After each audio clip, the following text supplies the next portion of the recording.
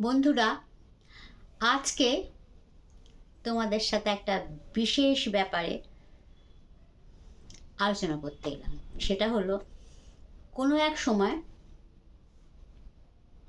হাস্যি রাজা তারাপদ রায় বলেছিলেন নববর্ষ এলেই, ঠিক আছে, যে তোমরা যতই নববর্ষ নববর্ষ করে লাফালাফি করো, নববর্ষ 1 বছরের বেশি কিছুতেই টিকবে না।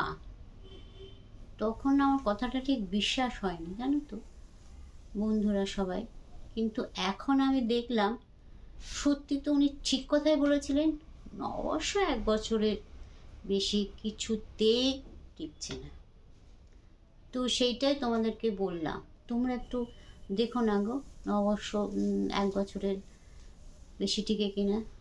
যদি না টিকে থাকে আমার সাথে সহমত হও, প্লিজ প্লিজ একটু জানিও, ঠিক আছে? আর অবশ্যই ভালো থেকো।